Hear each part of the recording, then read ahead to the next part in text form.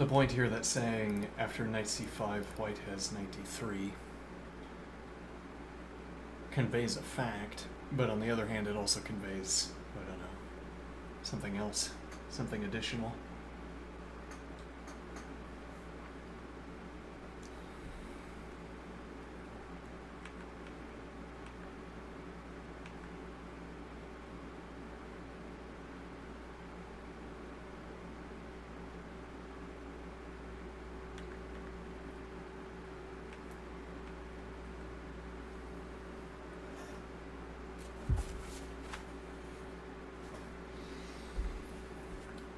It's interesting here that black commits to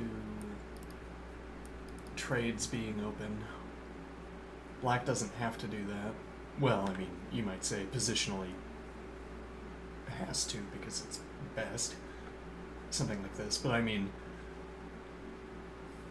black isn't in the midst of a tactic, as it were. And now king f2.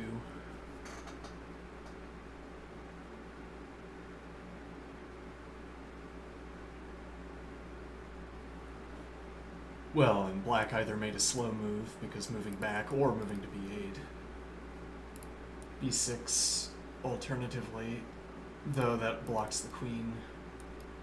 And if you play through to b6,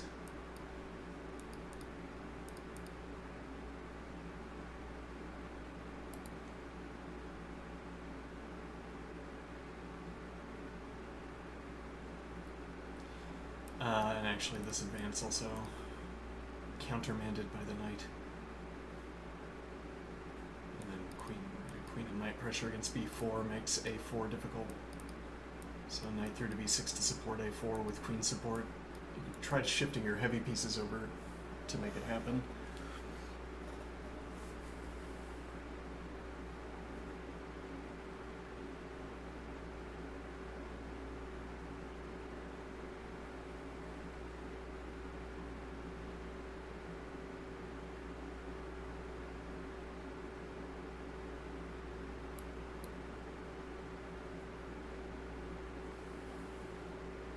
So the point being, you could go back to f8, but then you played knight d7, knight f8. And then in the pile of bad events that we attribute to black's side of the board, playing in, realizing you can't allow that trade, then moving back would be a bad thing, I suppose.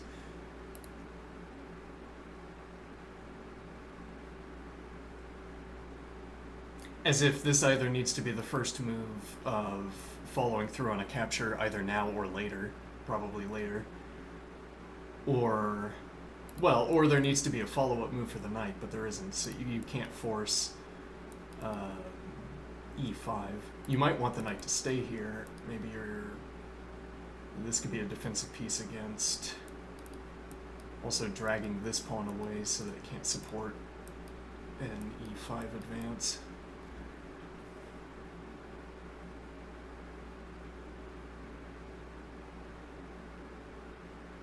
So maybe the knight does want to be on d7. But then practically what that means is that, oh, the knight does go back. Oh, look at this. Now what was the knight doing on d7?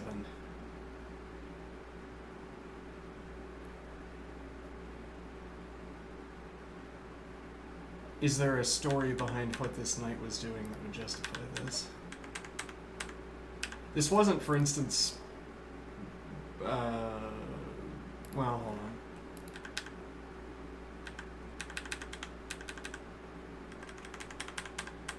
on. Yeah, let's see. Goes to f8, then challenges the knight. So originally went back.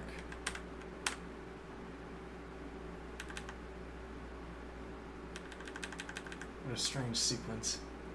Well, and there's no knowing whether it's the correct sequence merely from the descriptions that I'm giving. Like, could you construct a board state where the engine said clearly that, like, not merely that this sequence of knight moves is best, but also that it was better than, quantitatively better than the second evaluation?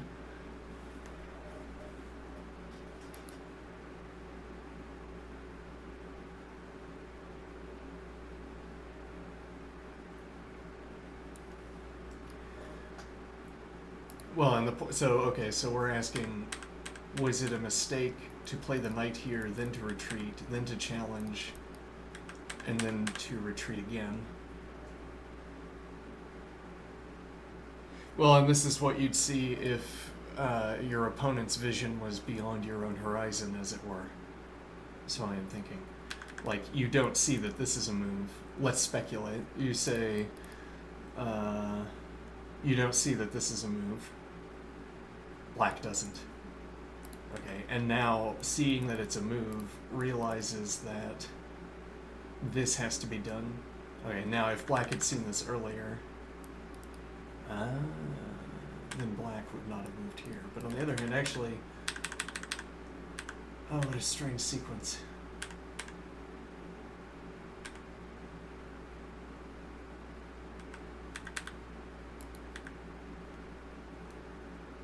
Am I playing forward? Am I playing backward?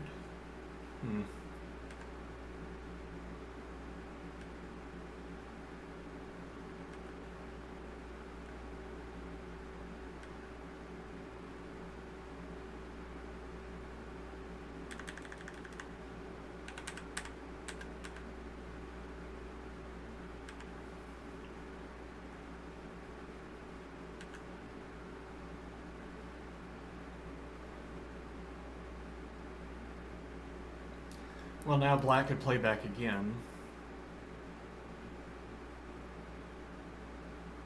Maybe it's Zugzwang. Maybe it's practical Zugzwang.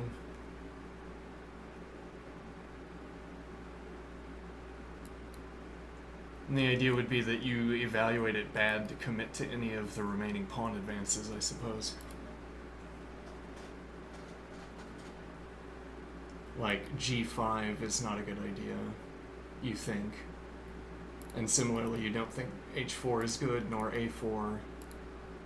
And there are, well, and then the continuation of that observation, there aren't good routings for the knight to go to. There's not like a better positioning for your pieces to accomplish.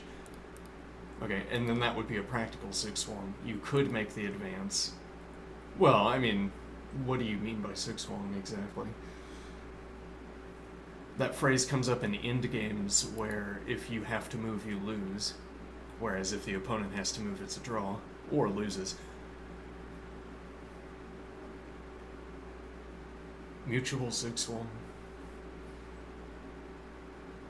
Okay, if we extend that idea to neither side wants to make a move, or rather the side to play doesn't want to make a move. Yeah, well, here you can shuffle pieces, so it's not Zugzwang in the sense of you make a move and then you lose.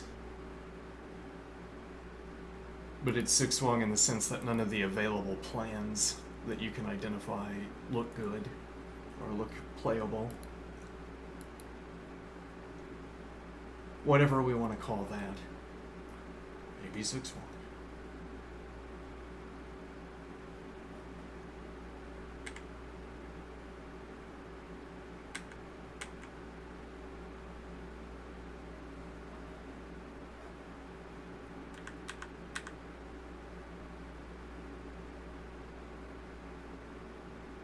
Yeah, I mean, the real presentation you want of this sequence is not a move line. You want to see, you want frame by frame, all on the, you want 6 consecutive ply on the screen at the same time so that you can compare the board states explicitly. Of course, you can do that a little bit with a coloring scheme. Here we have the benefit of knowing that black is on the black side of the board, so we get to use green for both.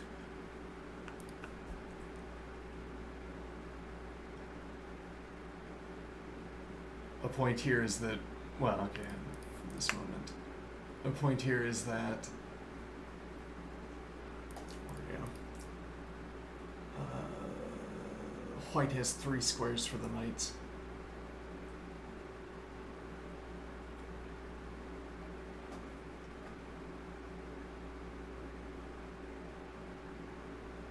I feel like there's some complicated observation about the knights here. Well, you could count this as well.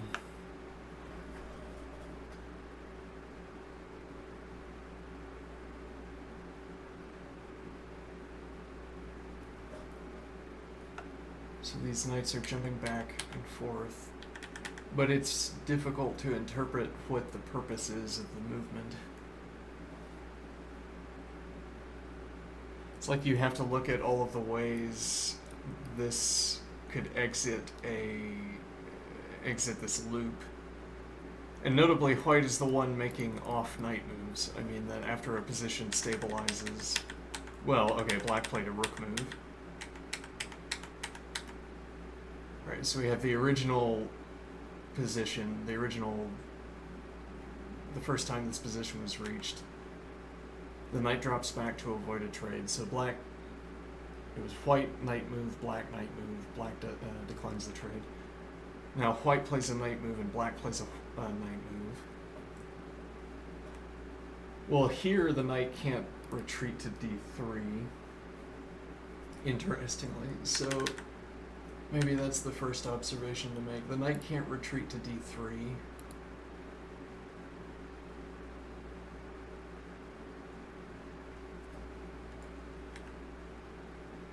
After knight fd3. So now the challenge means something different. Even if you don't want to, on this tempo, drop back, or on the next tempo.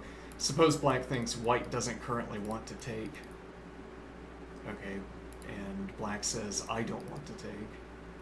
Okay, then white would not have to drop back. White wouldn't have to claim this square immediately, but this would sit on the board as white's option. So every turn black doesn't take the knight, barring tactical precedence. White has the option of dropping the knight back.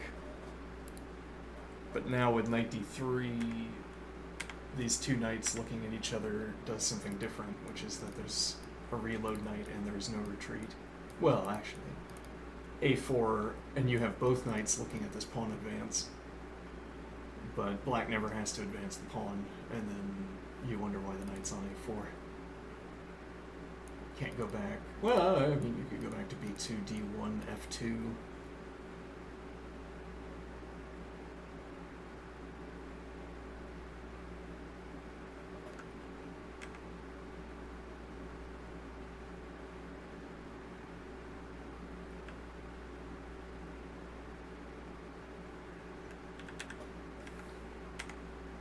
Okay, so now this is sitting on the board and white doesn't have the option to retreat, as we described. Well, specifically to d3. Well, and if the knight had to retreat to a4 instead, yes, you can get back into the game. There's a routing to get back to the original position and reset, as it were.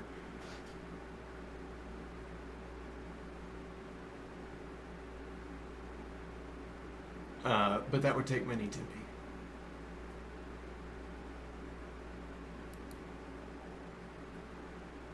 Okay. So you don't want to retreat to a4. Well, because then jumping back isn't an option. If you had to retreat, jumping back wouldn't be an option. As a kind of calculation observation here. In some future position where black claims tempo by force, I don't know how it would happen, this just claims tempo against the knight so that it has to retreat. Now your knight gives up this advantage of dropping back to d3, or you give up, I don't know how you want to describe that advantage loss,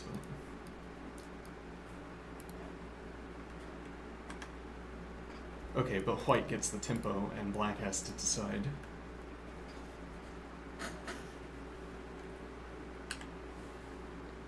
Black says neither side wants to trade. Well, and the full follow through, the full send is not bad for white, but it's not advantageous, I am thinking.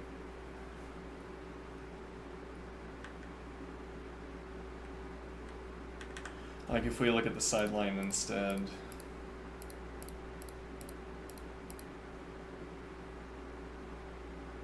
you trade it all in and now you have a blockade on the backward pawn. You could try getting the queen behind and forcing this pawn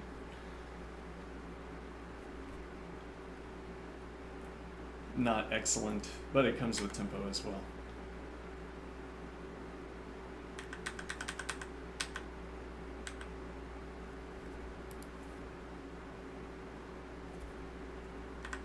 And then black taking drops the tempo. Though you always have to wonder.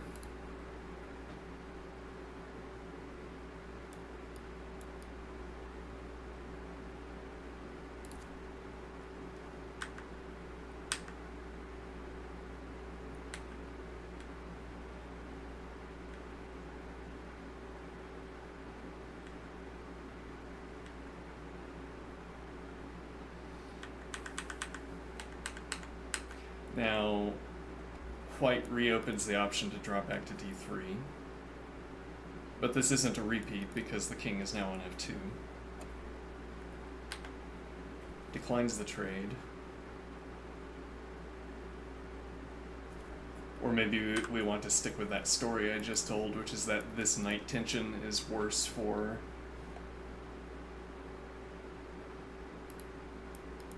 This knight tension is now worse for black because white has the drop back option.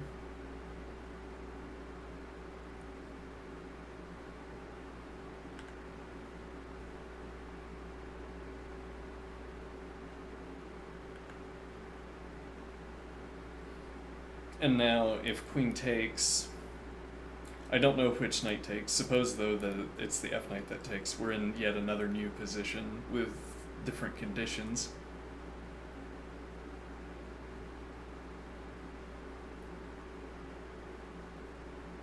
Now, you'd have to ask again, is challenging the knight good?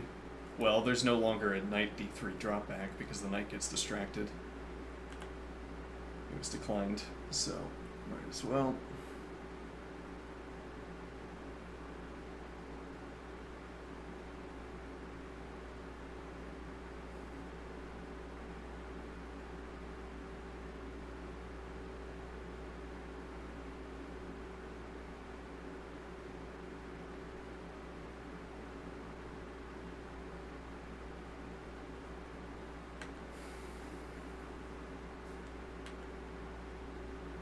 Yeah, and this is effectively the same question with one tempo removed, as it were. What do I mean? So black declines the trade. Yeah, white's queen has a... Well, this is a color switch. Maybe it's more interesting to think of this queen move as a color switch. And what that means is that white is spending a tempo to get off of dark squares, which means that a diagonal move available to the queen will be targeting light squares. That doesn't matter if queen takes, but if queen doesn't take, now for instance queen back to f1, well, I guess the more persuasive, the more straightforward example would be queen e2, where now playing f4 has a light square diagonal.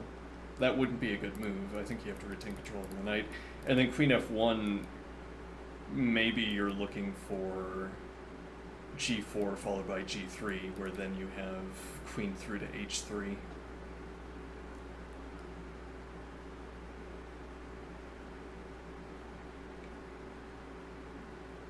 Well, and the alternative for the queen is this.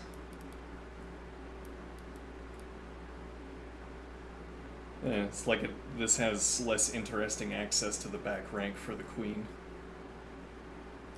These two ideas were dynamic. I mean, the light squared ideas were dynamic. In the sense that if the queen is going to find activity on f1 or even e2,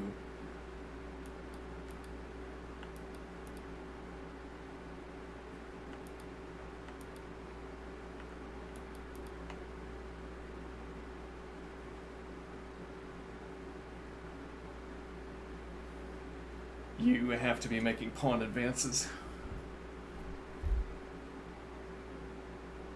Whereas if you put the queen on e1, you have to be making king moves.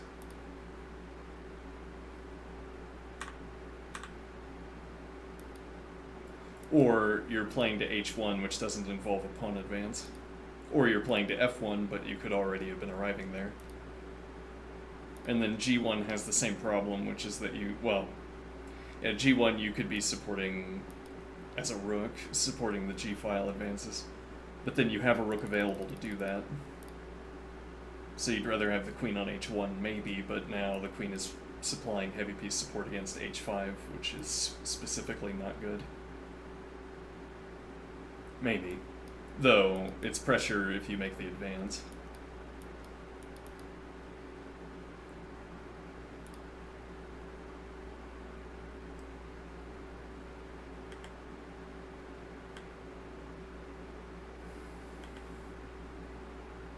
And now I said that this is like the knight move with the tempo removed.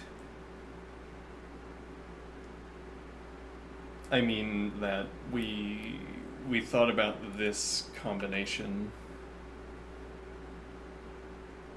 We spent that time thinking about whether this knight trade is good for black. We can re-establish the position within which we asked that question, except that queens are off the board.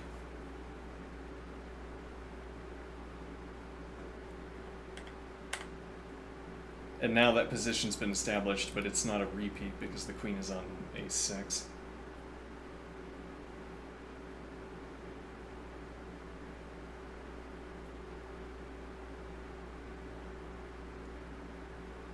Interestingly, the queen can't be challenged here. Well, so far as I'm reading, you at least don't have rook a8.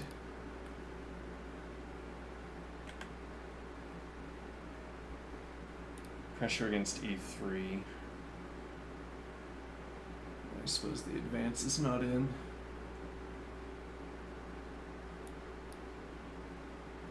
Rook e2 is available.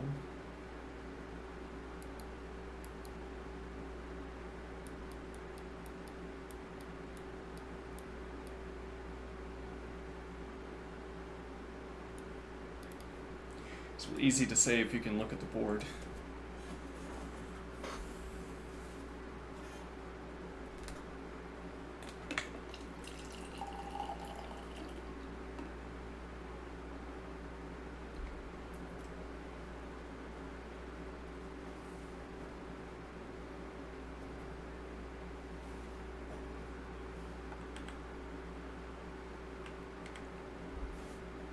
And this is text.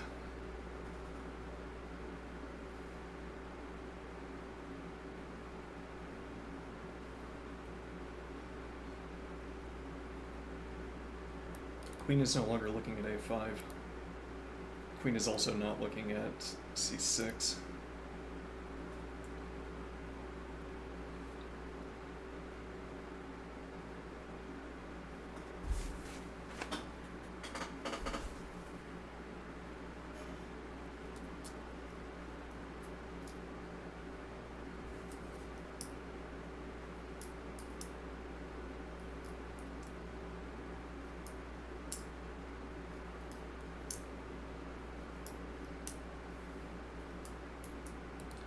Suppose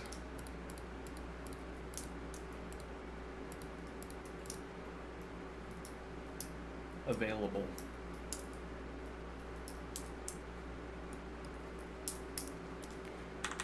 So black has to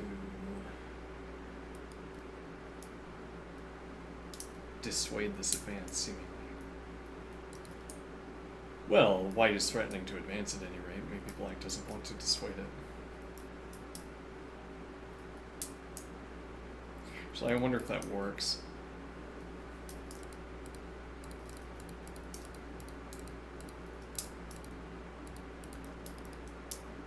Knight usefully controls this square.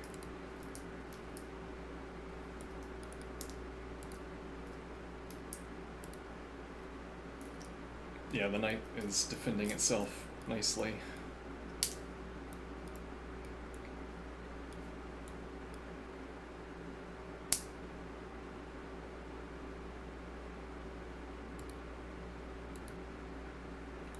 Now also covering c6 and looking to take on d4 would be the tactic with Check move fork, though. Rook e3 defends the knight. I wonder how much time they have. Let's see.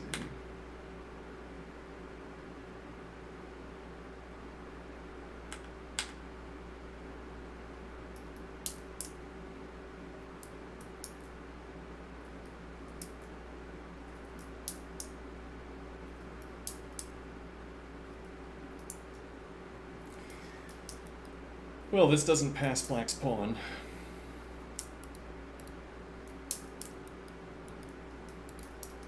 Does deny king g3. Yeah, and you can't vacate through to f3 without playing knight f2 because you need the coverage on g4, which the queen can't provide. The other knight can't provide it either. So, I mean, you could follow through to knight e5 potentially, though now you're fully committed to a piece trade, because even if you spend a tempo moving your knight off of this square, black can still make a trade happen. Though you could also go back to d3 to recapture. Rook e2. That's my, yeah. Okay, let's see.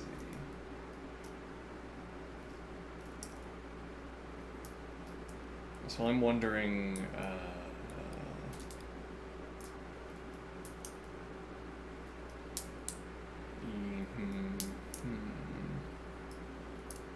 well, I don't know what development move White wants to make. White can claim a tempo against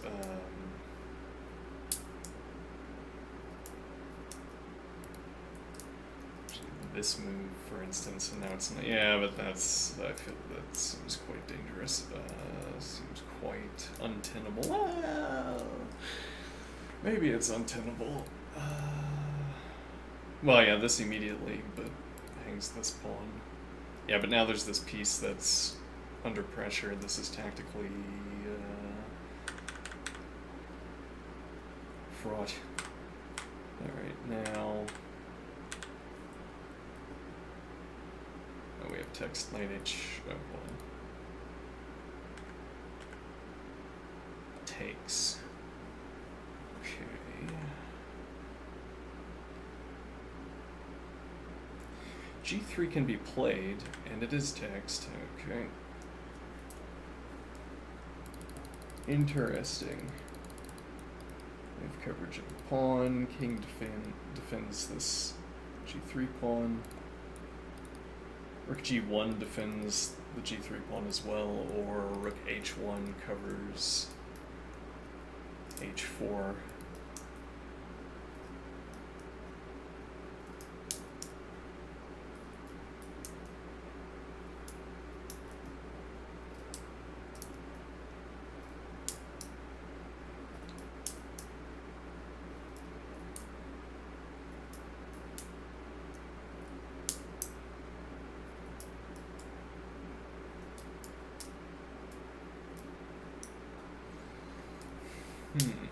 Oh, we have text, queen d3. Yeah, they're on a clock. I don't know what the time control is. Right, queen d6. There's winning pressure. It can be blocked. Opens up d3 for the knight.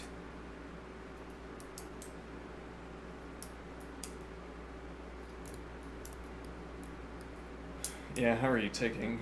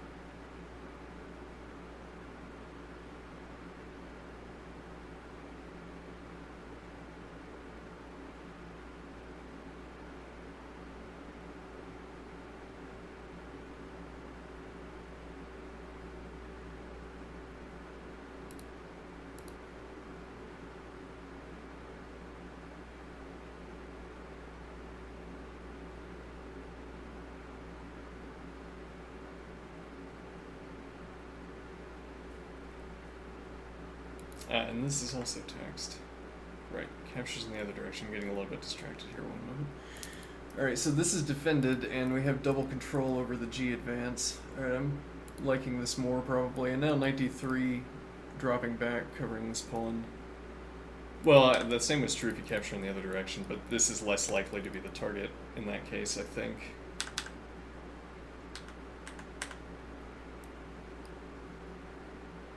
Yeah, well, how is this going to be targeted? It's like maybe the positional point is that it's easier to advance against this isolated pawn.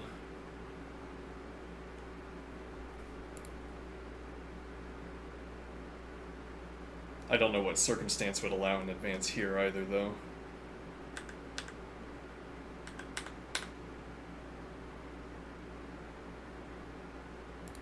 Effectively wondering whether this is more dissuasive of an advance or this.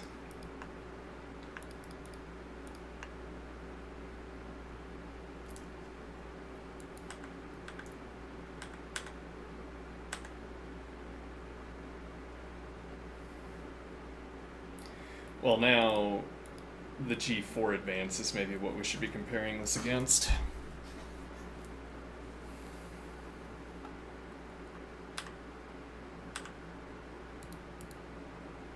Yes, there is no G4 advance in this case. There would instead be the E4 advance, which notably is already supported by the knight. Now, though, in this direction, a knight dropping back to D3 also supports the G advance, but indirectly, by defending F4.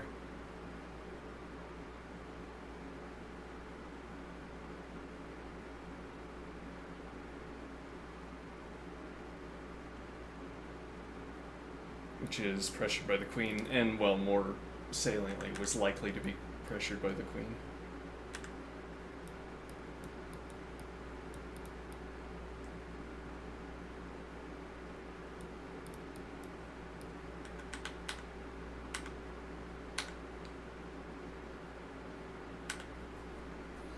Alright.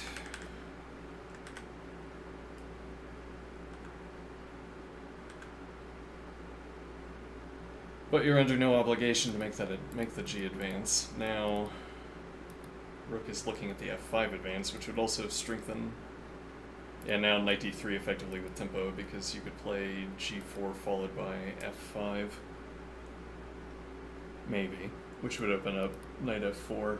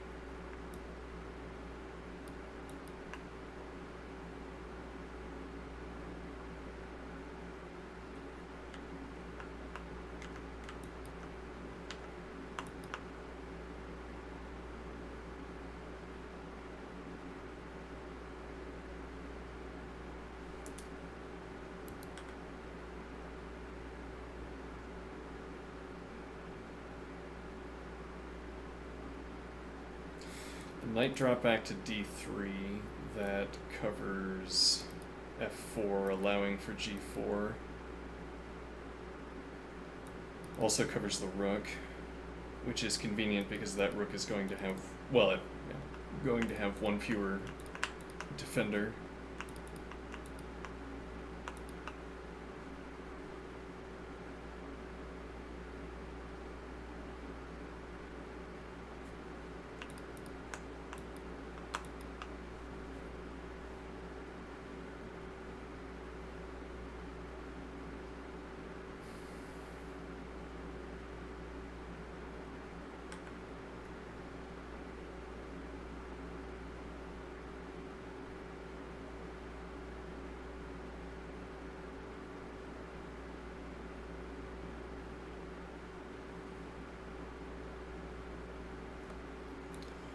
Denies the queen re-entry on a6.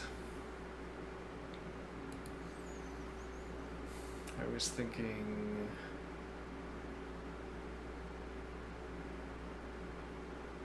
Could you claim the pressure against c6 before trying for the kingside advance? Well, would you want to? Yeah, that's a good point, because the kingside advance doesn't commit to any exchanges until the follow-through. So if you could find a stable configuration with these pawns, this structure gets to sit until it's advantageous to continue.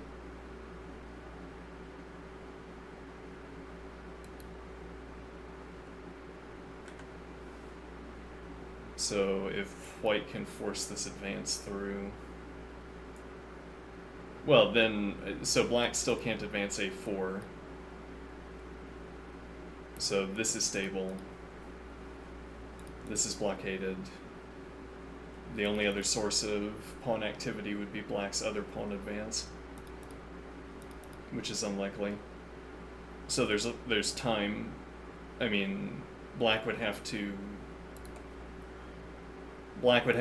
orchestrate winning a piece to be able to introduce any change into the position, as it were, to claim initiative.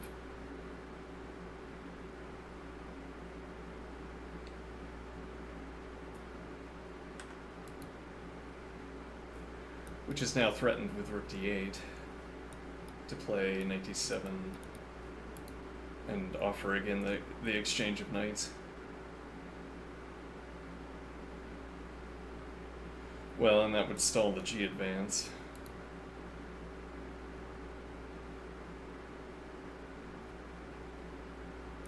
King e3, fancifully. There's also declining the trade. Black still can't advance. And now your knight is dropped back. Yeah, but now you don't have any denial on the a4 advance, so that has to be calculated.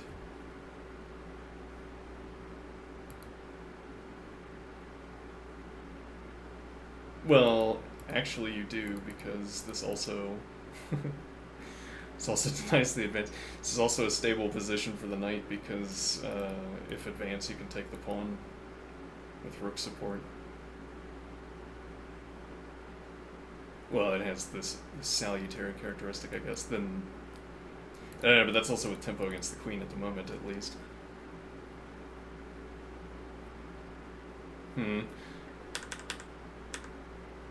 So the knight on d3 is quite valuable, seemingly.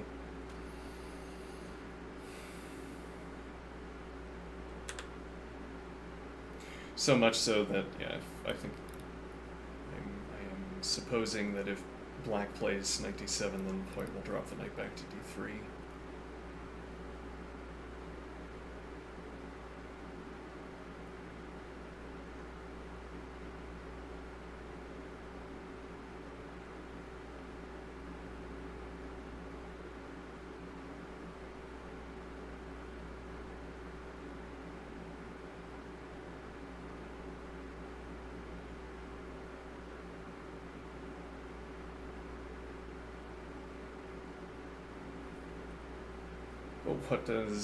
How does white want to proceed here? Well, yes, fancifully king e3, and that doesn't stop knight d3 notably.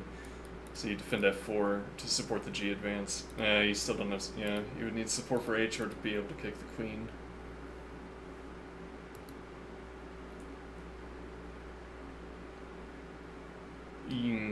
Which is suggesting obtaining defense over h and then securing f4 and h4 with the king.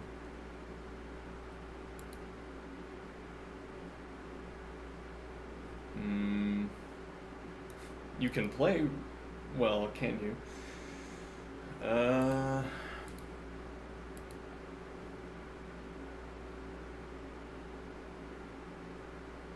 now you have to claim that this is bad for black. Which seems plausible.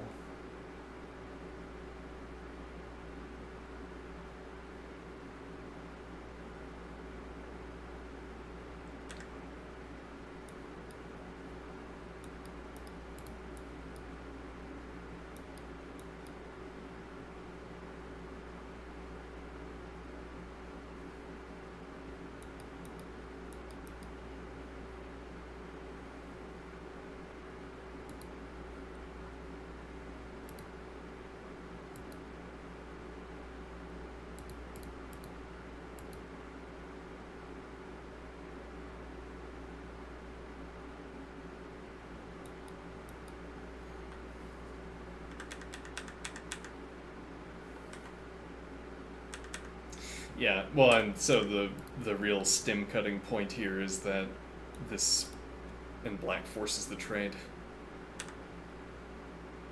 whereas the knight would have to challenge. Well, here actually, this would also force the trade. So maybe you have to play knight d3 immediately if you're going to play it. Also, yes, they have extra time.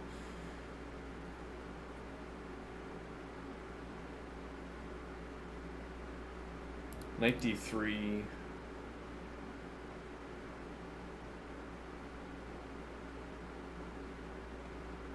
And now if you claim tempo against the rook, you've moved a tempo further away. And now drop the queen back. That's what I quite like the knight where it is, but if this is winning... Well, now the point is that... Well, actually... yeah, this is for check. Declines the trade by default.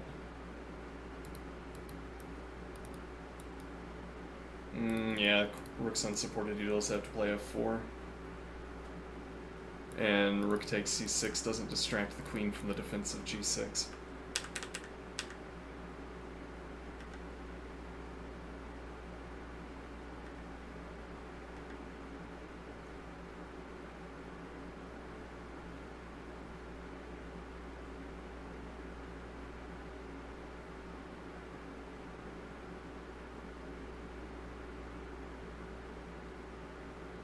Oh, this is undefended. Oops, bad line.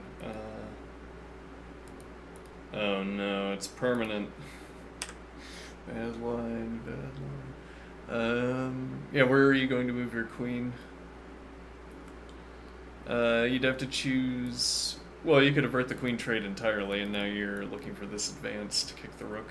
Well, really, to win the rook.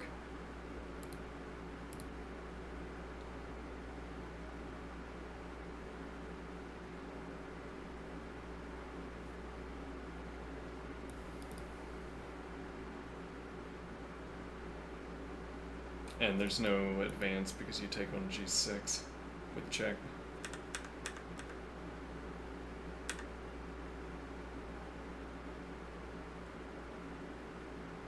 So knight d3 seems available, but you'd have to spend the tempo early to avoid the trade. You could also move the rook.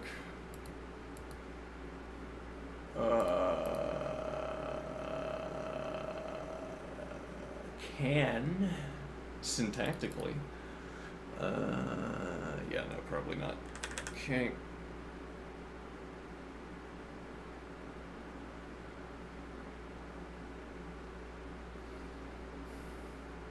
Maybe you say that's worth it, I don't know. Actually, might this be a problem? Yeah, and there's no rook c7. Alright, but we already didn't want to do already didn't want to do that. Oh, we have text. King g2, knight d7. Okay. Now we have the fork. So... Well, yeah, this is more... I guess we settle the tactical question first.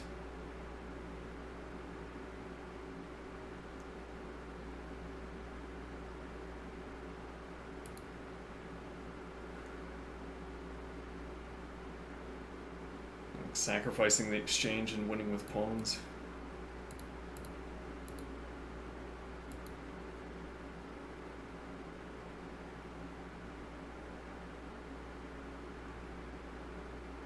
Seems dangerous.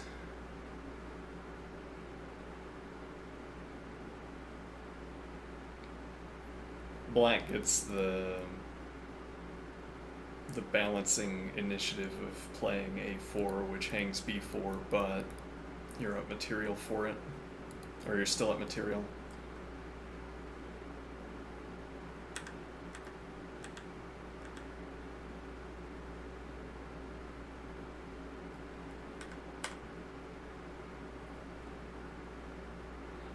This one, I don't know.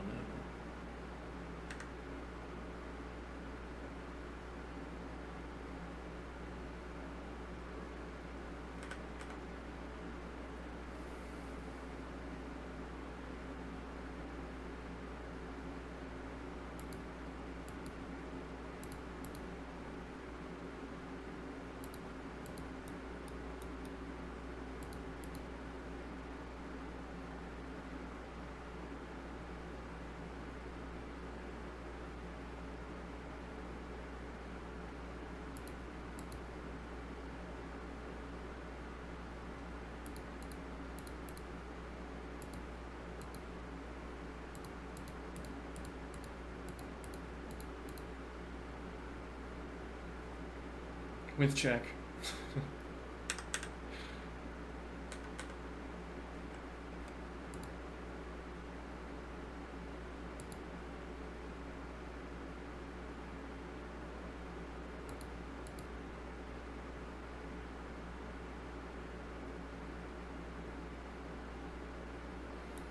King has escaped through h3 to g4.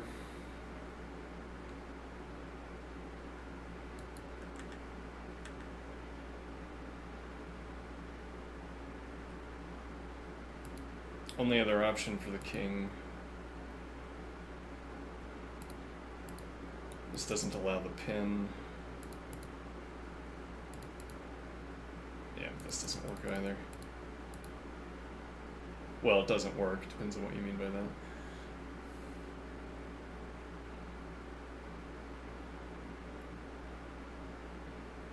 Notably, if you're delivering check to the king, king h3, and then you reestablish pressure to f3, king g4, advance. Yeah, with the point being that if takes... Nah, that doesn't quite work, I think. Well, okay, the king can reestablish defensive f3, though, after f6. I don't know what happens. So we see rook e7. Okay, not going for this activity.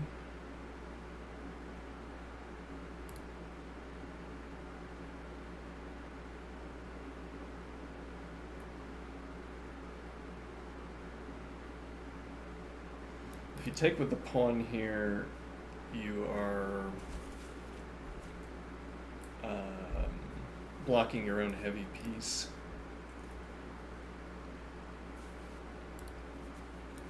You'd be passing this black pawn and then asserting that your compensation is that your pawn gets to advance.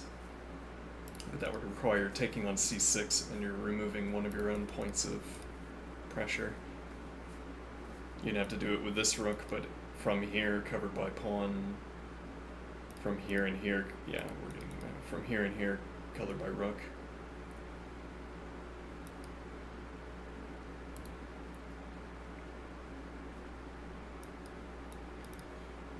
Interestingly, not covered from here, but... Huh.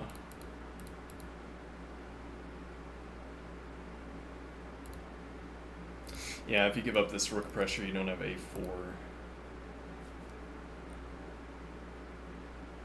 So we see rook takes c5. Okay.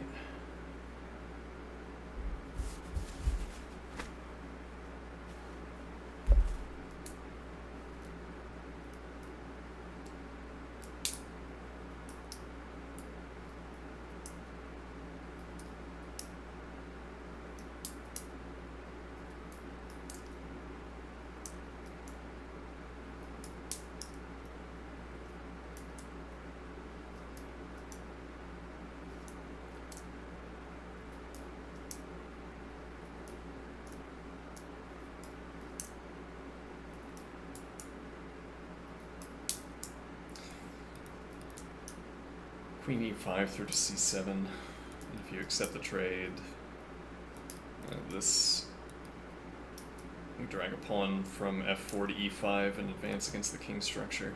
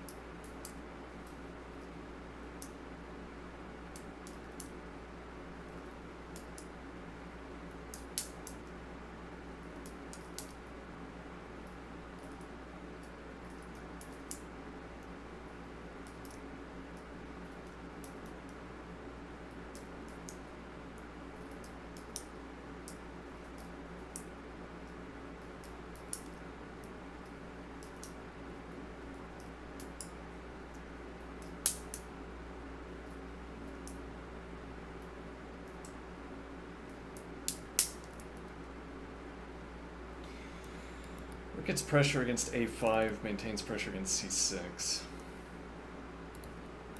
Winning pressure in the form of rook c7, but if you use rook c8, you're no longer supporting the a4 advance, which would also remove this point of pressure by white. The pawn is defending against rook b5 to get behind b4, and the other pawn is denying rook c4.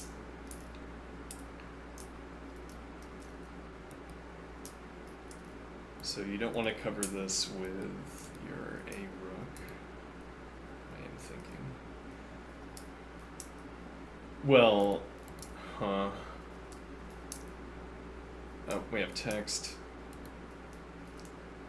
King back to f8.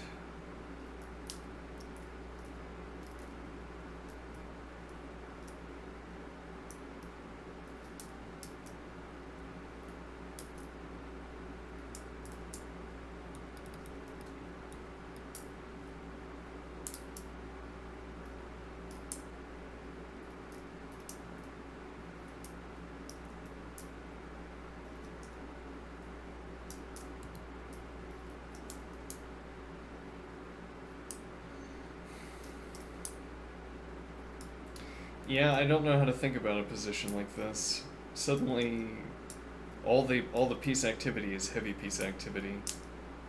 So the geometry, I am thinking here, the geometry of pawn structures, of relevant pawn structures, is different. Like if you try to use the knight bishop geometry, one sequence of pawn structures is best, and if you're talking about the double rook and queen pawn structural rules, a different collection of pawn moves is justified.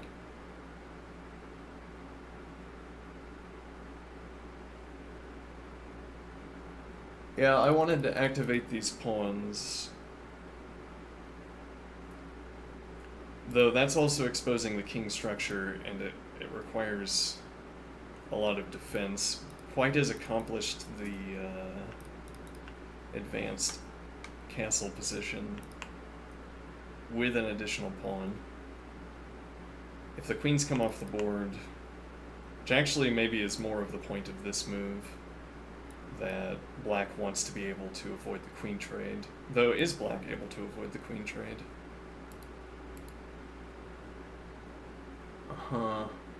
Notably the only defender on c6.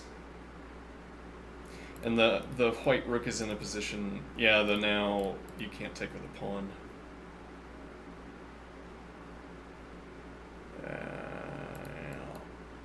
That doesn't work, so you'd have to take with the rook, and now there's the tempo to...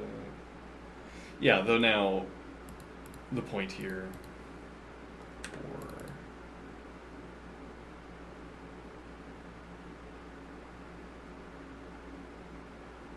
Black has the a4 option. Brings the rook in from the side, and then you have to find some additional move. The targeting d4 in that case.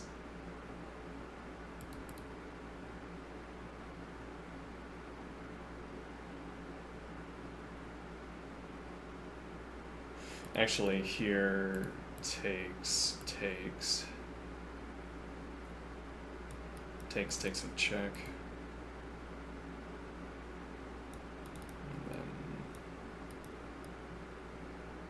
While defending.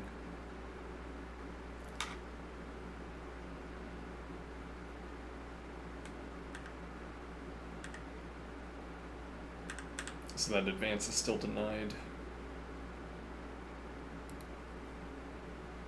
Okay, and can you avoid the queen trade? You can change the conditions under which it occurs.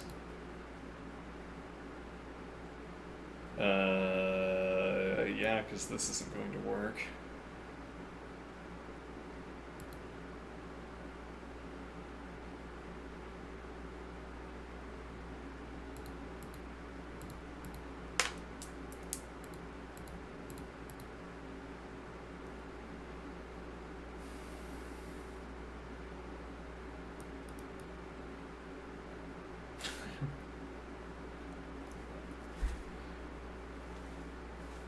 Pre-analyzed games.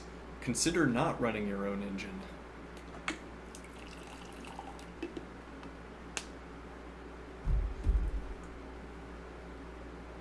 Hmm.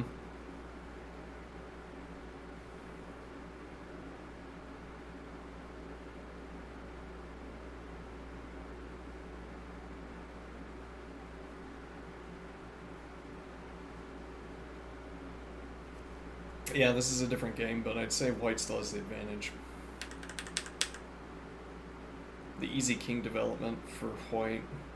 Well, I say easy, which could mean king h3, king g4, the king gets advanced without being stopped, and then the next one comes. Black. I don't know. I'd have to look at it.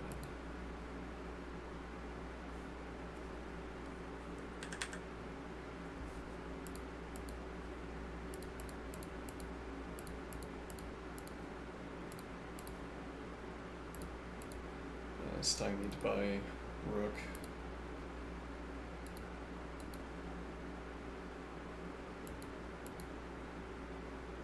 Yeah, though white also doesn't have to commit to the king move. And for that matter can order a pawn move first.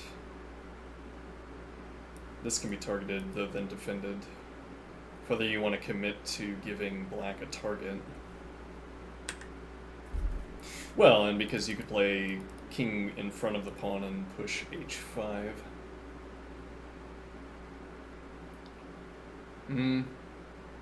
Arguably. That also opens up more activity for black's other rook. And then we have to look at particulars.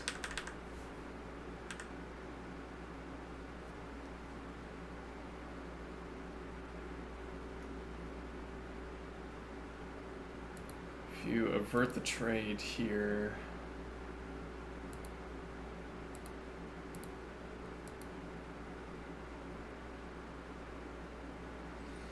I'm not sure that's the move. It might be.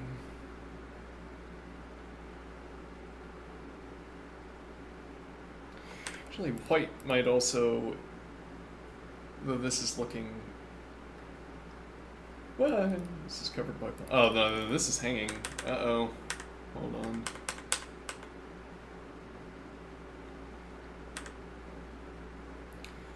So if you had taken here, force the trade, and then, and now the point is, if, well, you don't have this defensive move. If you spin to this tempo defending, we lock you out. And if you spin this tempo defending, yes, though this would be available in either line.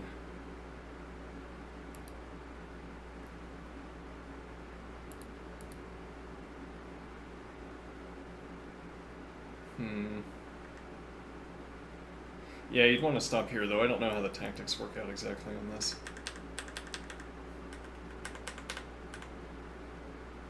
So we see rook c7 is text. Okay.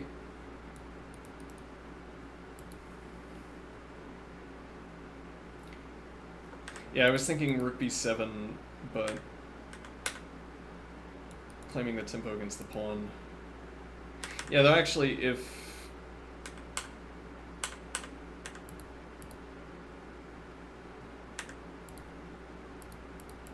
we also take on c6 and look for rook c7. I'm not as pleased about that. But it's not text. Text is rook c7.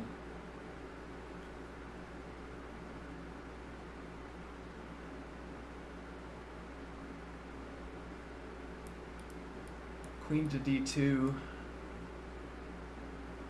If white can get the tempo. Also gets off the file. Though that, maybe that supposes black is going, well, it reduces the playability of rook e8. If rook e8 comes with tempo, it's more playable. And that's an avenue for activating the rook. So if you want to deny this avenue for activating the rook,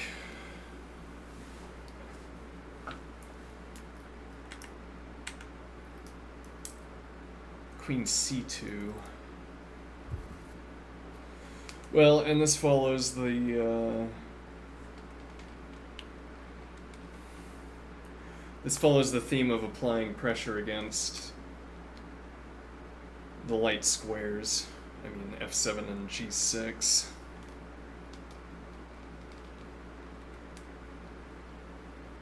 The argument for queen d2 here is right. We assist in denying the b4 advance.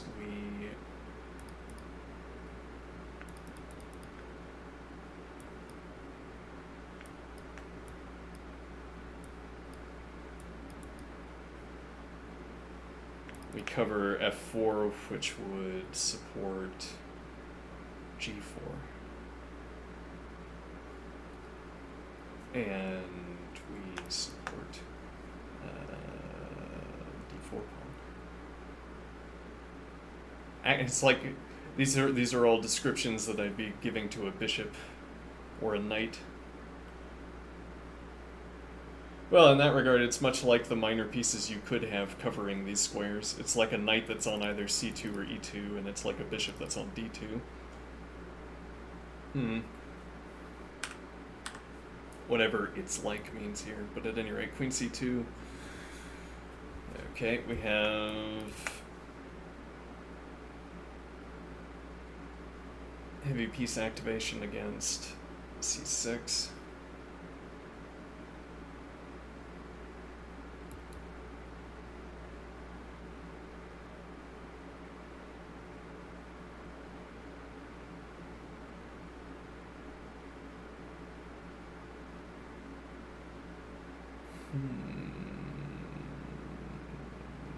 What does black want to do?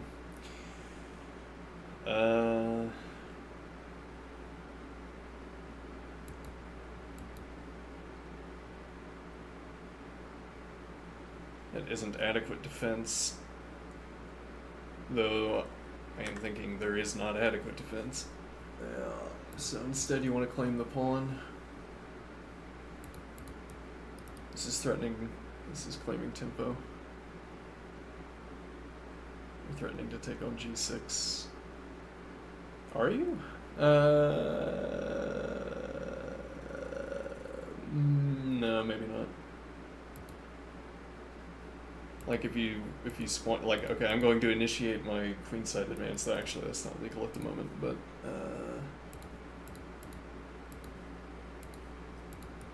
threatening mate in 1.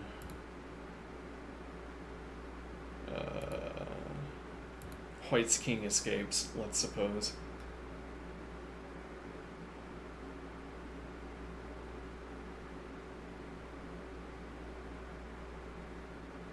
Huh.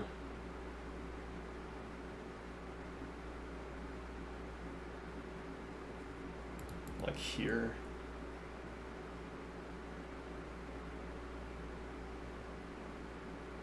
And now you're looking to play something like queen d6, but that doesn't work.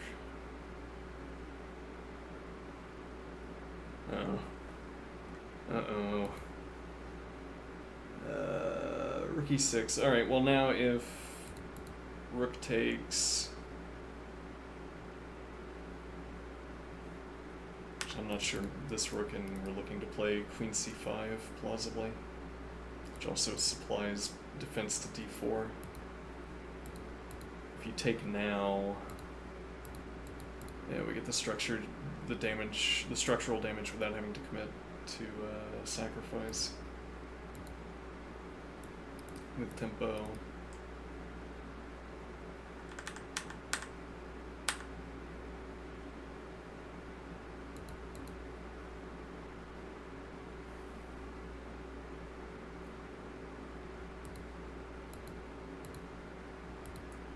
Yeah, and now here we enter with taking on b6, threatening mate.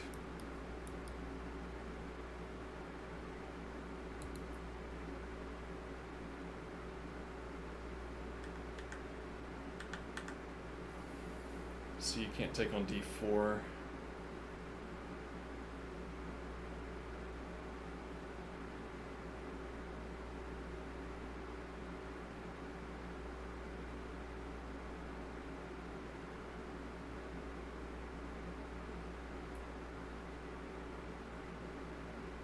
This also arrives with check.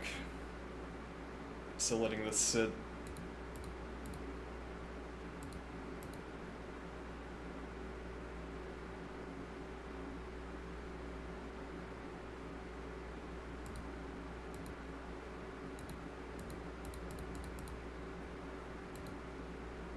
Mm-hmm.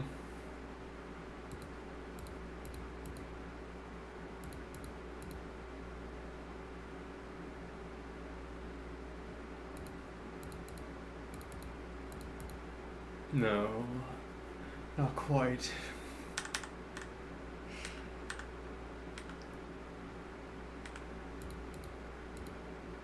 That's also too slow. You have to start this tempo.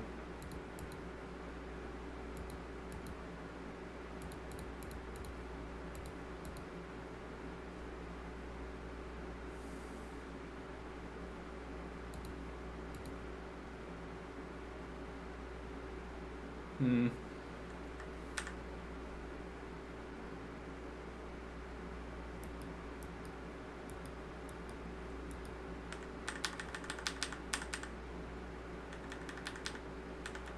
We have text.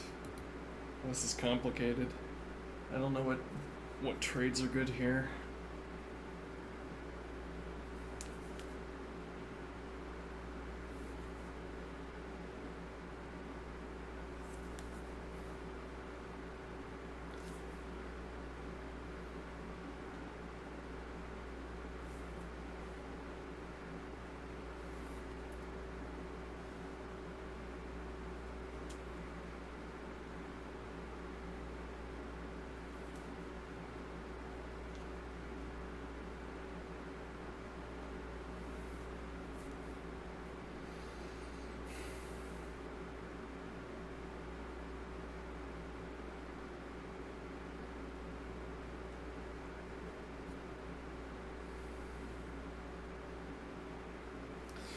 Try making the claim black has spent a tempo on the rook if we go back to d2.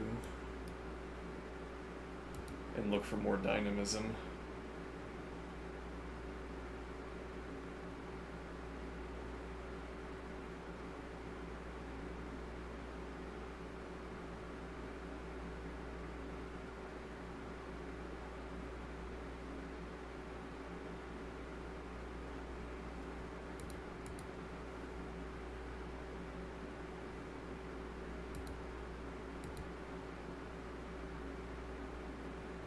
Hmm.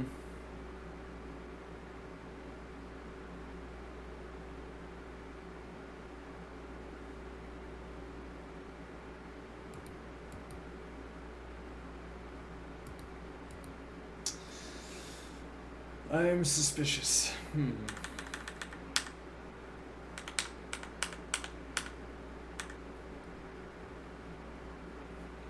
text yet.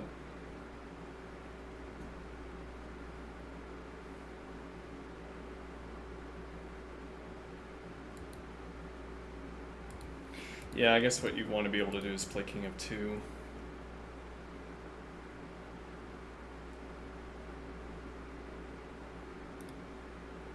d4 hangs at the end with, not with check.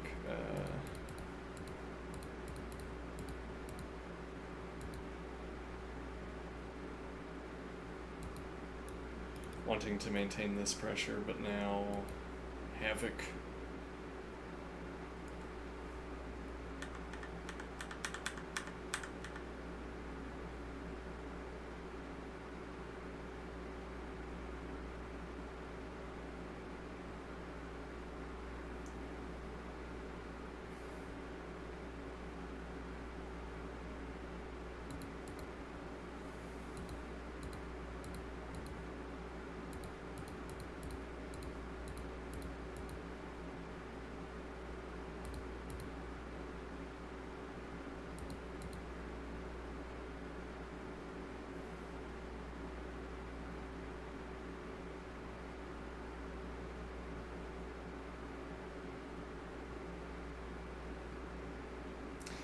Yeah, now maybe d5 proves to be a weakness. We drop back to c2, we have both rooks on the second rank. And rook d2 supported by rook, the queen can't be in front.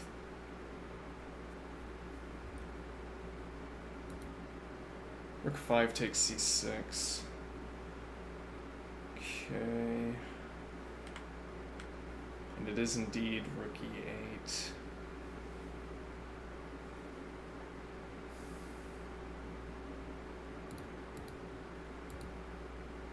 With check. No interposition.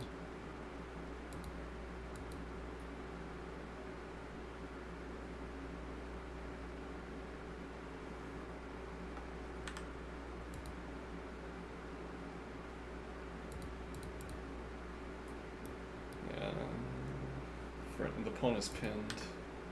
So, well, it would be here and either rook or queen takes, which I guess queen takes to defend the pawn. And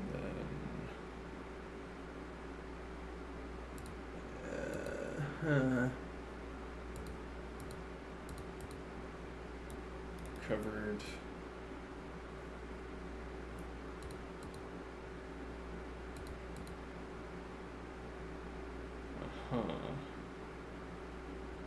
No, that seems dangerous. Subject to perpetual.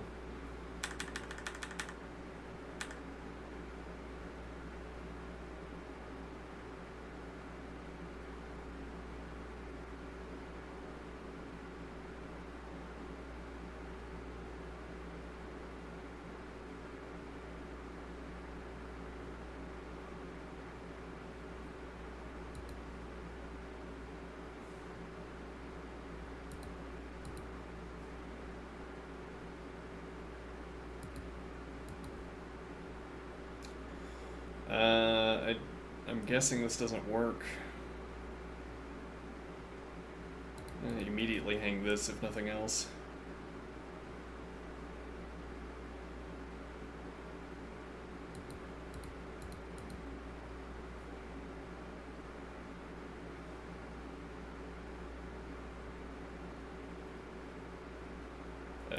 Bad line. Hold on. Well, no, because this comes with check, I guess, but now you have to move the queen. Let's see, queen c5 is on the board. Pressure against a5, pressure against d5. Delivering check.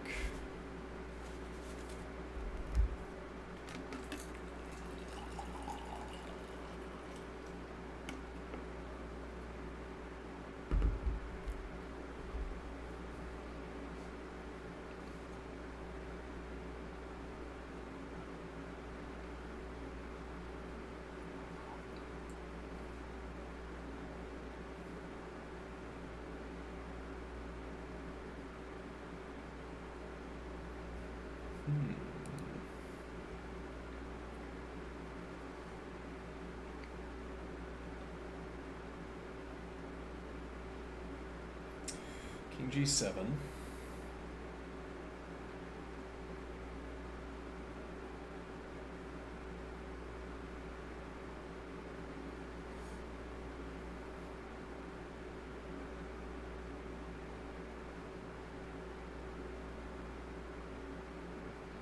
I don't know. Queen d5. Takes c6. And while we can count the material, white is up 3. Well, is that a fair evaluation? Queen's off color.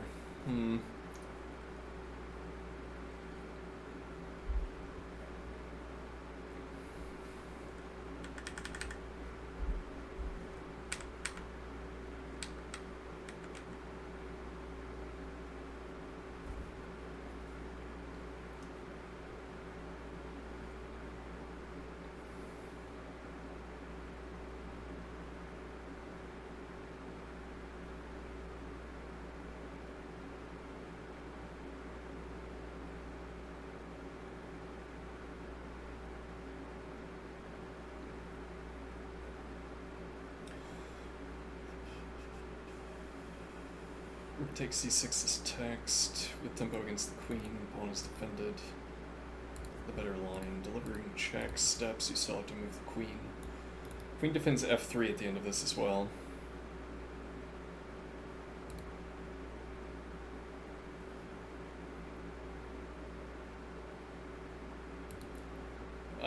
Difficult to decline the trade.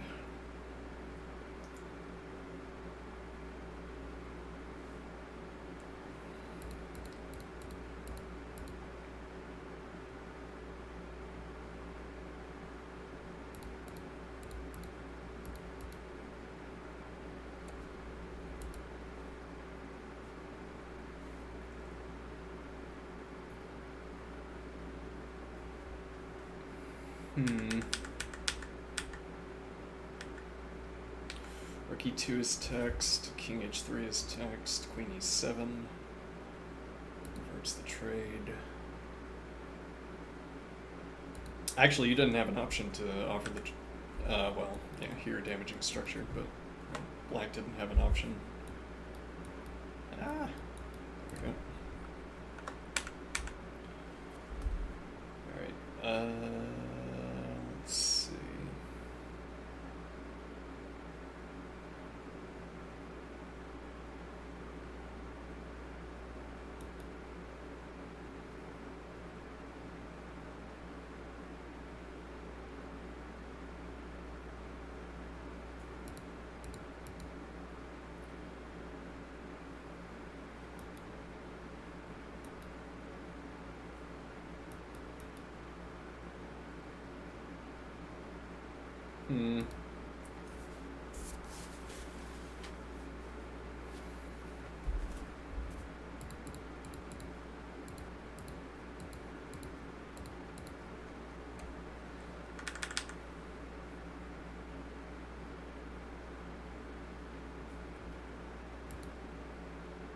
F5? Huh. Threatening a fork. Interesting. Just this extra pawn to launch against the king.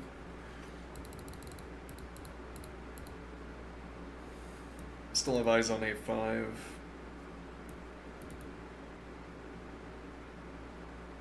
Albeit you could probably force a queen trade. Probably threatening to force a queen trade here.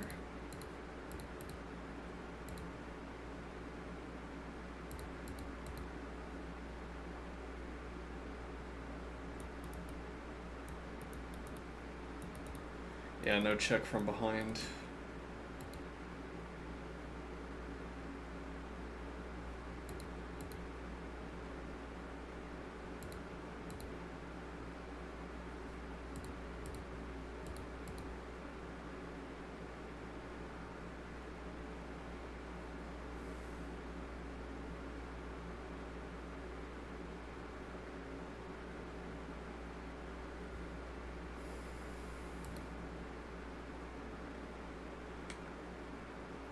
Doesn't offer the queen trade, reasonably.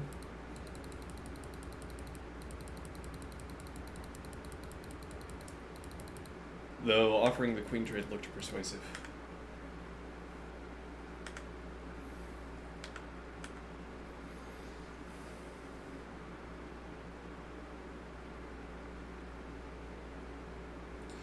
This might be mate. Let's see. Here. I'm not sure it is.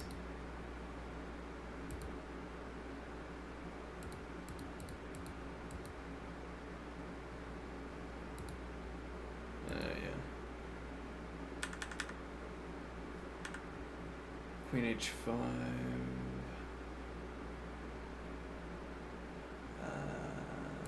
If you go back here instead.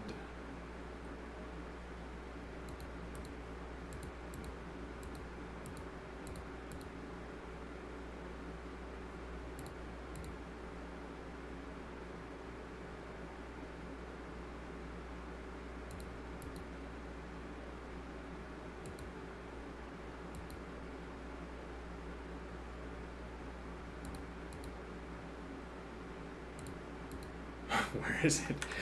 Oh, well, you could take this if nothing else.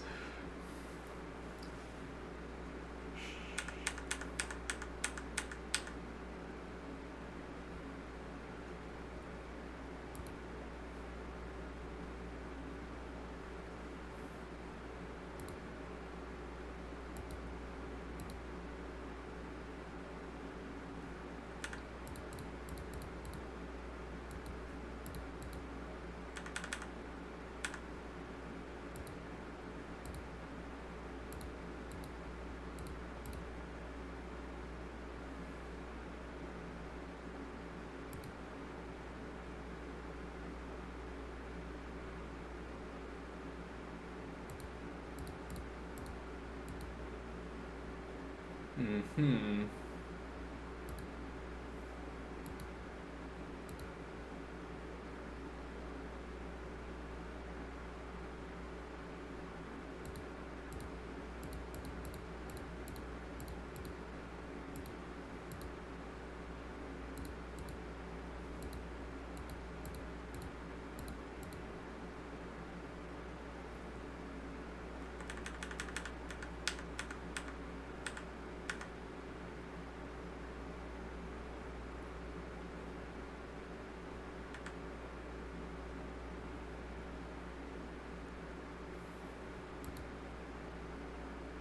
Alright. And the games are done. Are they though?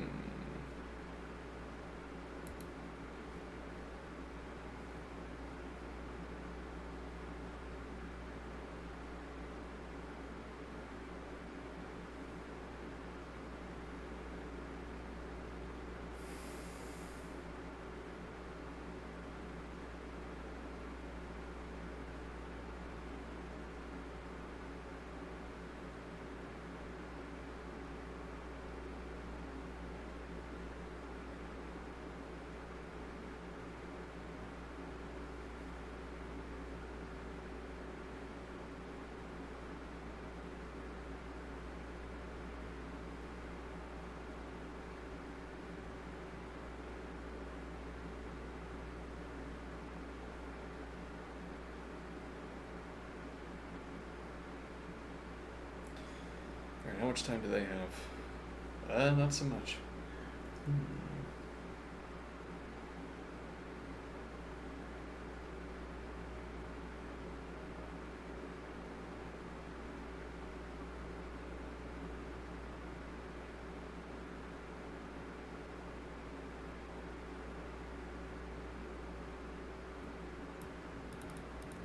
Forced queen trade. Material is even. Positionally, yeah, I guess we should be thinking about this. Like, if queens come off the board, the next source of dynamism is white playing through to a6, plausibly, which happens on a light square.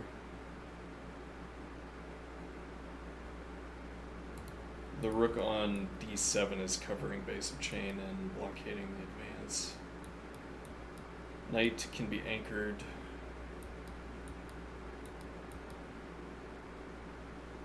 In pressuring these two pawns, though king pressure, also a tempo away.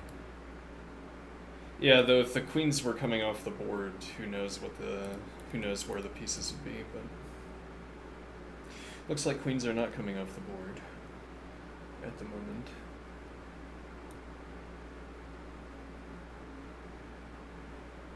Yeah.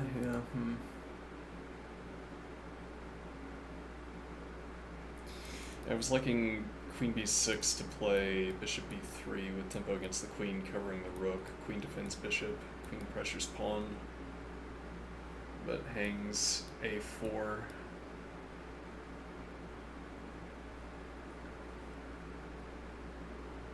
So plays it immediately. Okay, bishop b3 covers pawn, covers rook.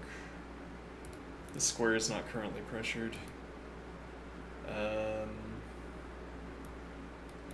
Rook and queen.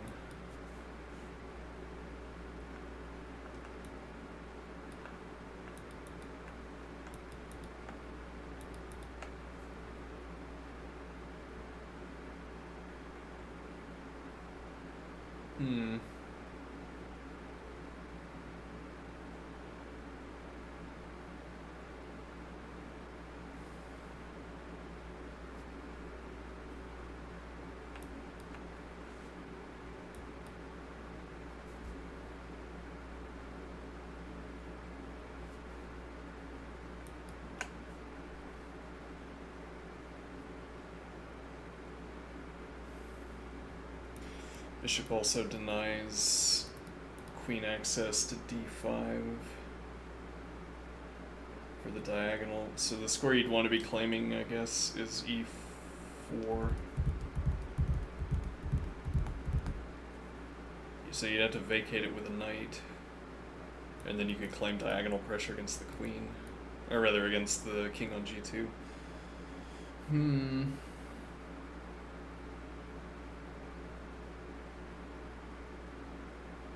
Yeah, queen on b6, dueling a rook for pressure against this pawn.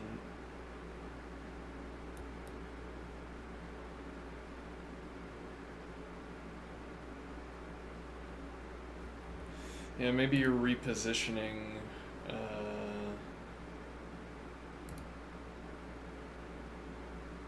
Maybe you are repositioning to play. I think.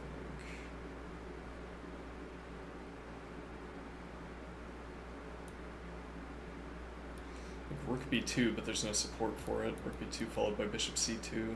And get rook pressure against b7, then you'd have queen a7 to supply the next point of pressure against the pawn.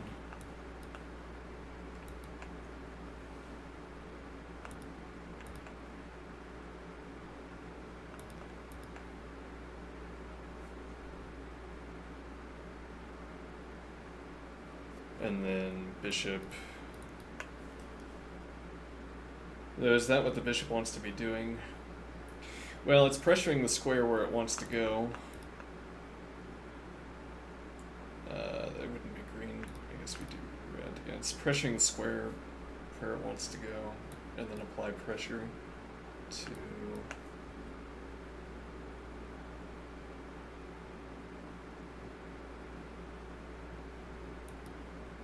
potentially king also supplying that pressure. Though that would be queens off the board state.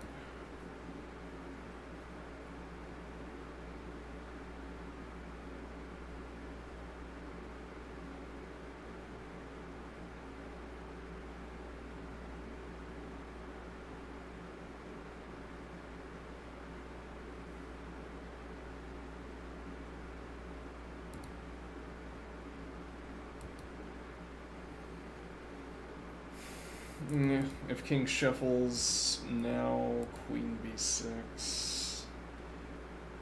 Yeah, but you're effectively insisting that you can make this rook move, but how are you going to do that?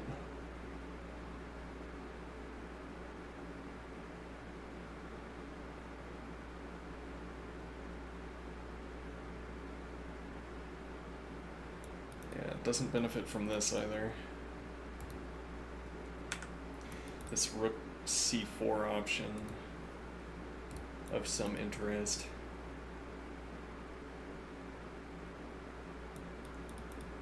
And go around the bishop actually. Keep the queen on a5.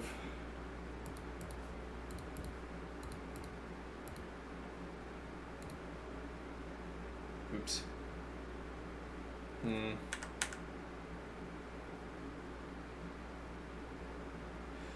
Yeah, and the king doesn't have so much cover. So there's not a king move you could spend that would threaten to make this sequence happen, for instance. Unless you're willing to play king h3, which probably you are not. Yeah. h4 followed by king h3. No knight move. Maybe.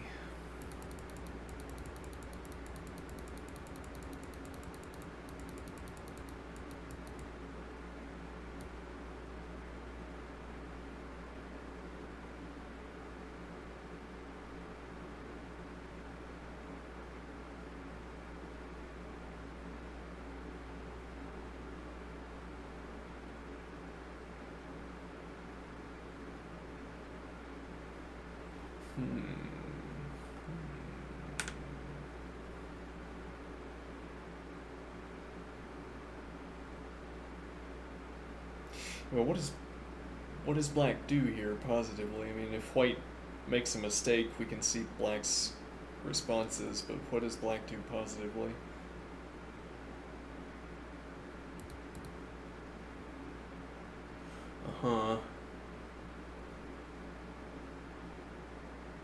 If nothing else, this claims knight f6 or queen f6 behind the pawn instead of in front.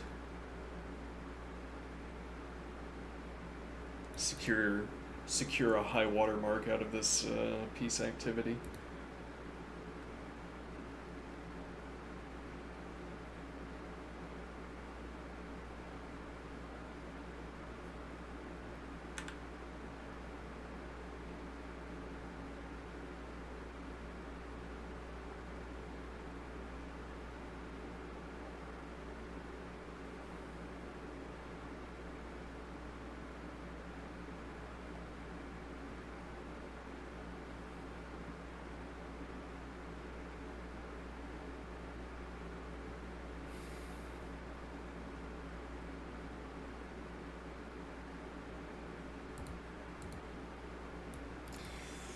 Keeps this pawn steady. Yeah, this opening up bishop e6 might be bad, but this preparation for pressure against the king. Though if white counter advances, I don't know if that's available. I'm not sure what white's looking to do here. If anchor bishop, which I don't really like. Well, and actually you have queen e1 would be another default move to make. Or here and gain access to the back rank. We have text, knight g5. We still have the... Yeah, you didn't have to use f6. You could still claim queen behind pawn as an option. Plants a pawn on light squares. Well, if before the knight came to g5, these two advances, which would also support this, to f4 as pressure against g3. And then the king could pass through to g6 to supply the point of defense to f5. However, that gives up this move, which also dissuades. And yeah, you don't have the counter tempo. Maybe more, yeah. Good point. Now advance. And the last advance is covered by the queen, so maybe you're losing if you give up this. Now knight covers this instead.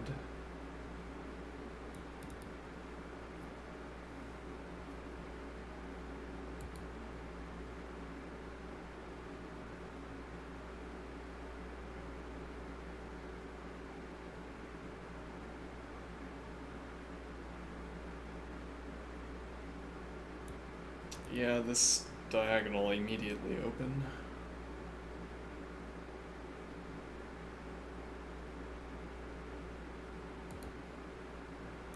Now you can drop back. You're not subject to rook challenge.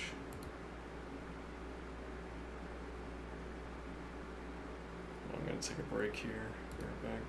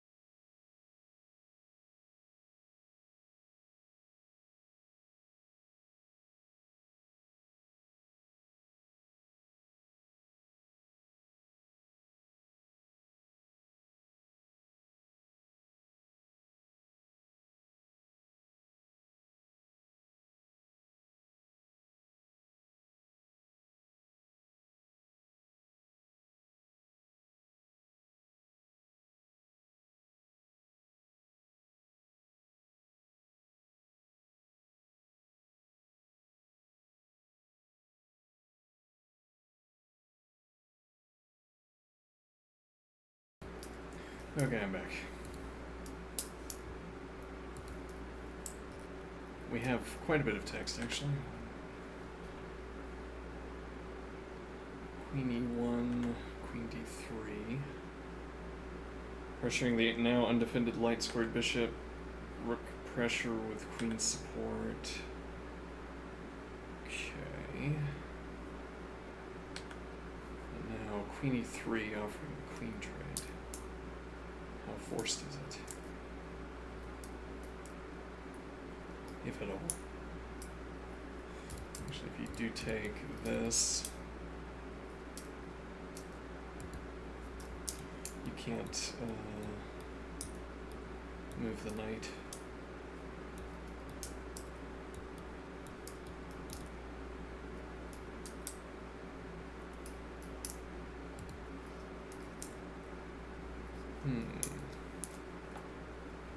And threatened is... Now there's no knight move that stops the queening, and no king move either.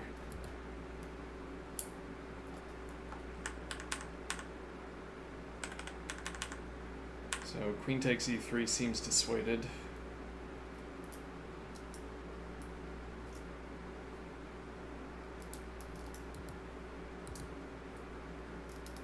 Yeah, though you might be able to make the same point about this move.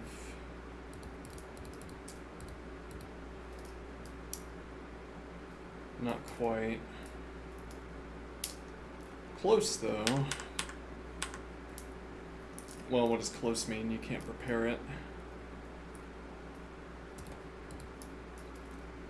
And now knight covers. Oh,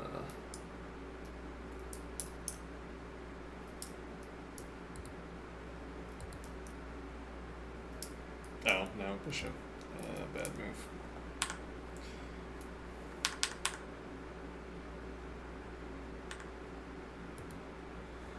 Queen f6 is text. Oh, now rook c2. Queen f5. Okay.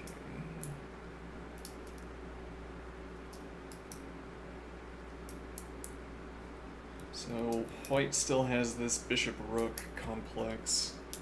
Bishop-rook pawn.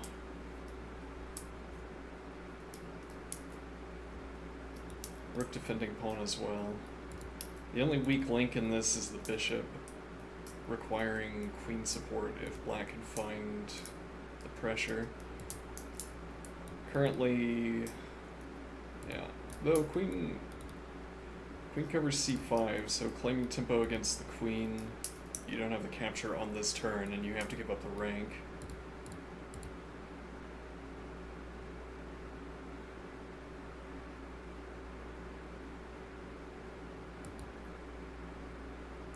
Yeah, but bishop covers, so if we trade queens, rook takes with check.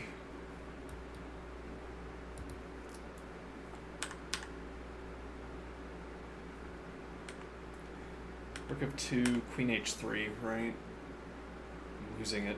Oh no. Queen king h1.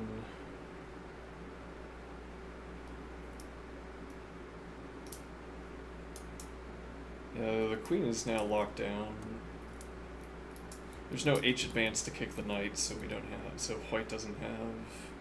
Rook takes f7.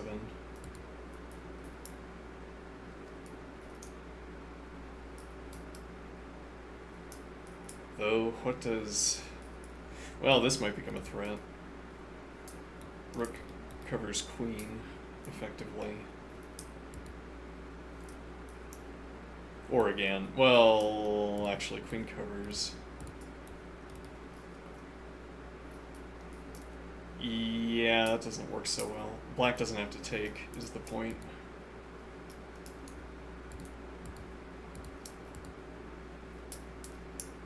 This move might not work, but well, and actually, it's significant here that this is a 6-swung. This might not work because of the diagonal check, but what else is black doing?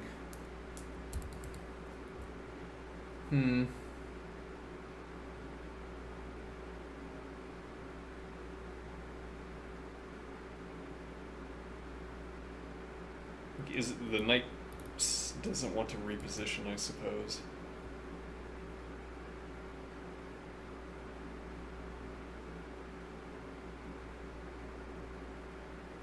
Hmm.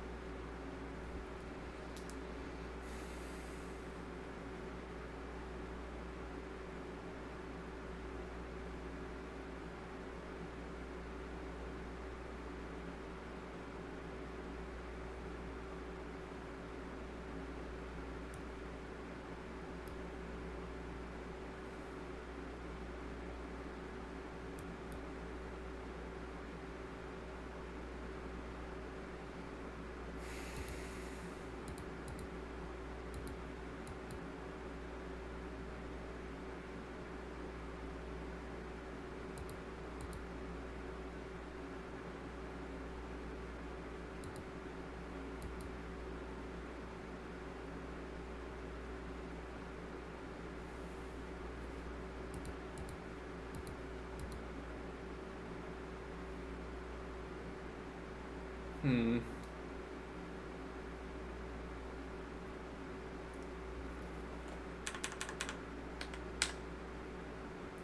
Queen h3 is text.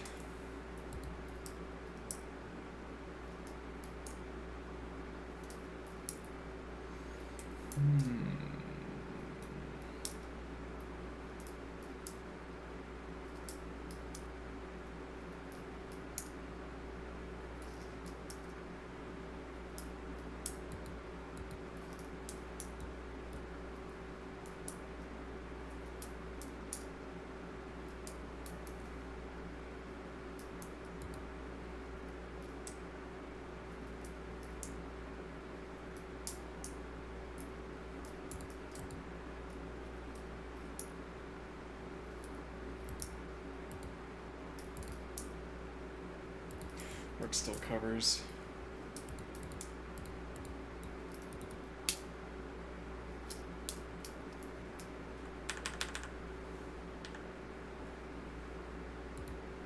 So queen f2, king g7. Yeah,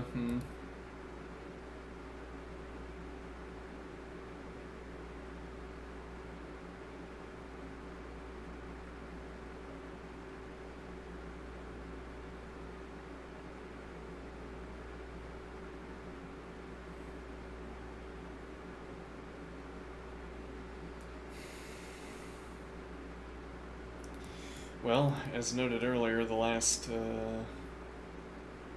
pawn dynamism, and this is available, and also, yeah, rook, anchored rook covering c4. This knight drop back. Let's see.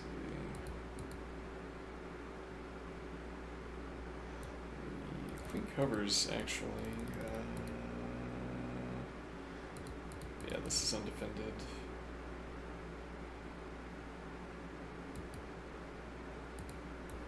Queen covers, but also advance. It has to be answered.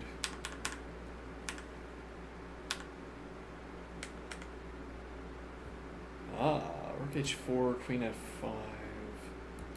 Queen takes f5, g takes f5. And a bishop back to c2. Interesting. Notably, this happens after king g7. And now if you follow through with king g6, plausibly the best move, you're a tempo down.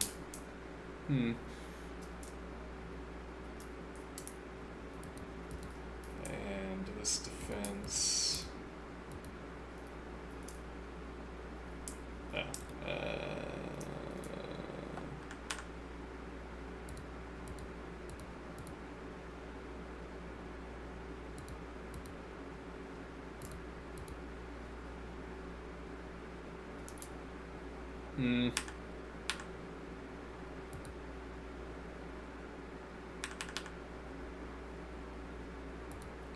Rook d8.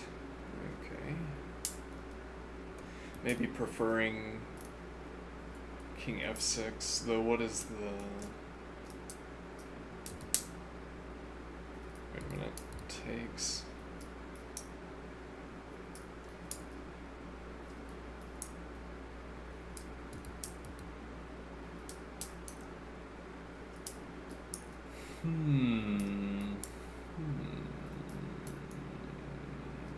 What is that going to do?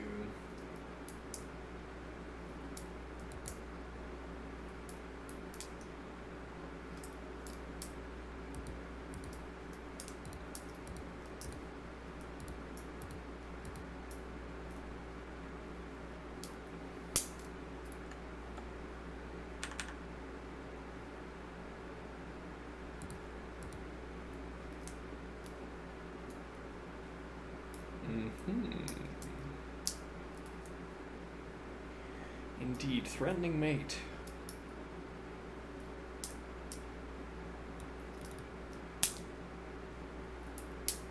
Which suggests that white can't go pawn grabbing.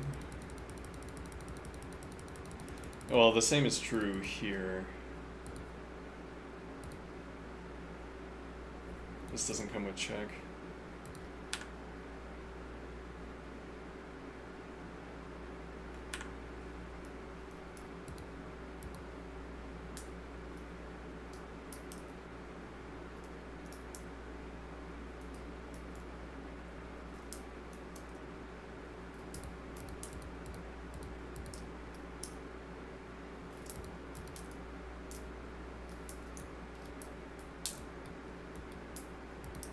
Well, actually, it takes.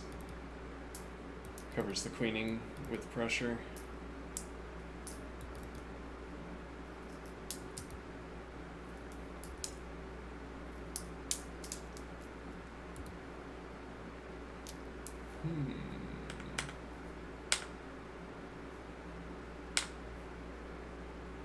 So scores the king f6. Wait, how did the knight? What happened to her?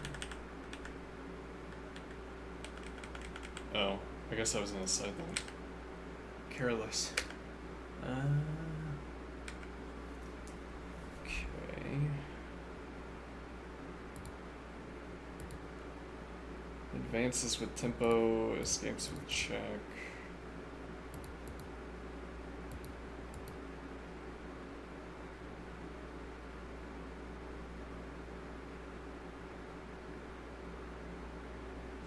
Yeah, what's the move there? Let's see.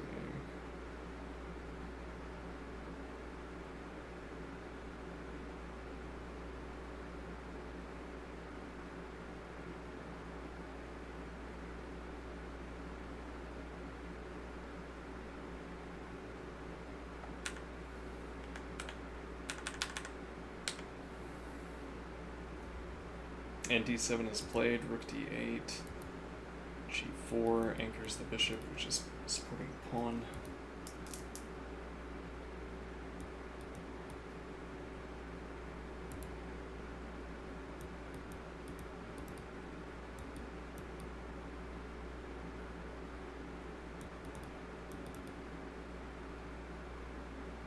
Looks persuasive.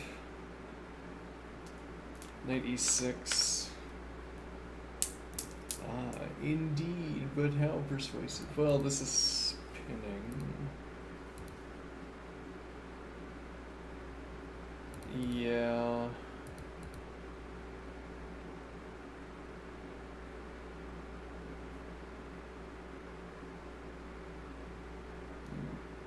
Seemingly black is stuck. Maybe you could play... Well, it's white to move here.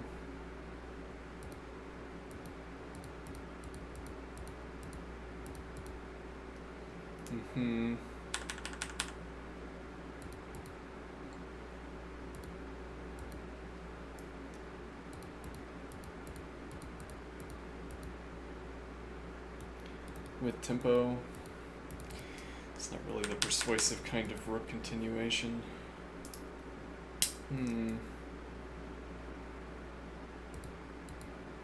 Here immediately, but this defending and pressuring.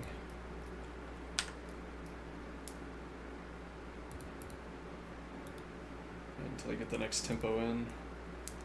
Though knight also covers the queening, so the rook may be free to pressure down the A file.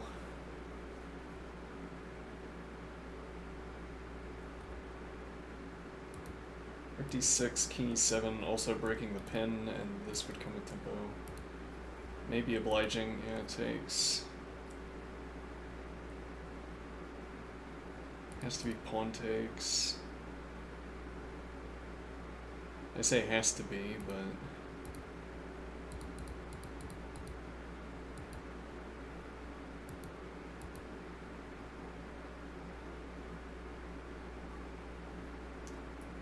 whether that's somehow winning for white, I don't know.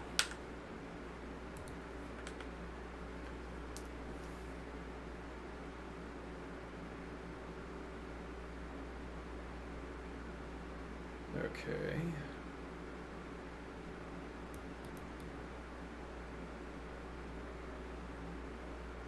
So now I've takes. Well, rook's down the board. I guess you immediately get activity against the next source of activity. Rook b6, pressuring the pawn on c6, so advance takes on c6. And then you've already cleared the pawn out of the way of the c5 pawn.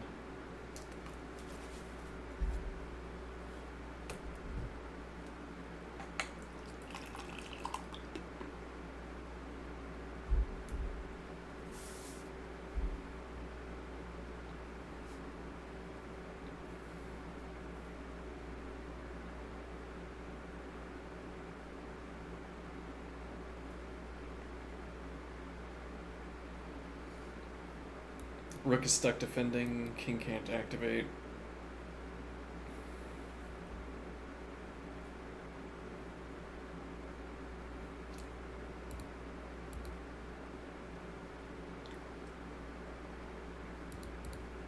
Or king development.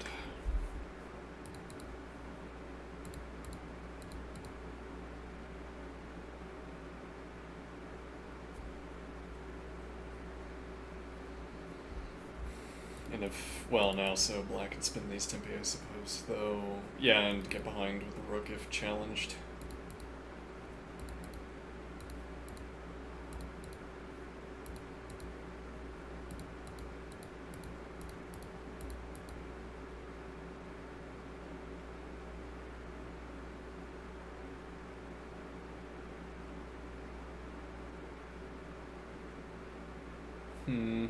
Oh, we have a lot of text. Alright, so rook takes d7, rook takes, king development. Okay, and now... Yeah, I suppose you'd want to play h4. h4 and lock the king out, no counter advance. But now...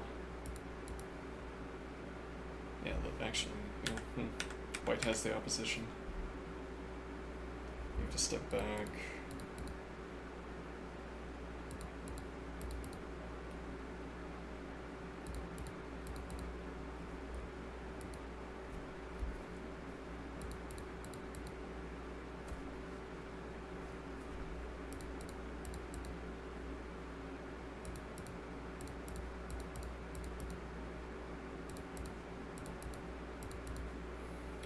It's not close because of this.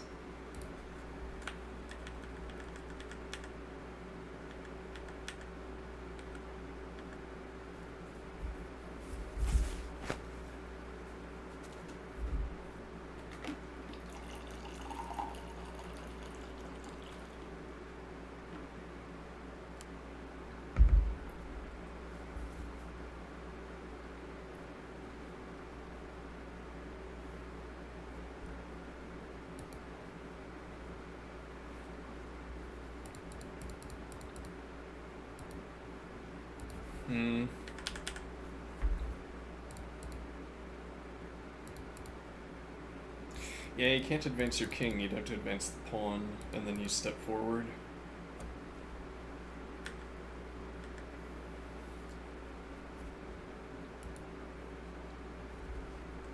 Hmm.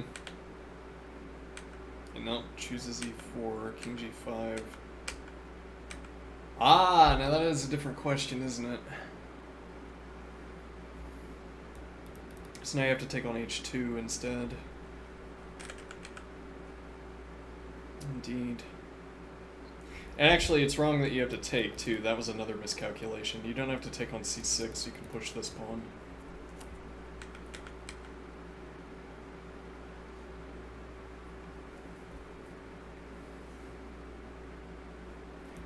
So now, the king is out of the route, and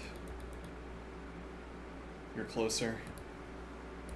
No, that's not true now, but okay, king's out of the route.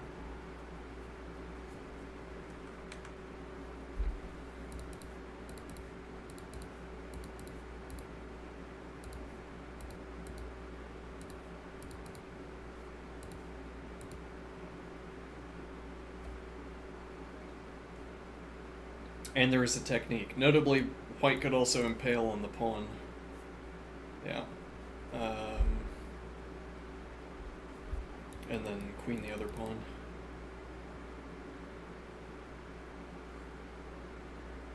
Okay.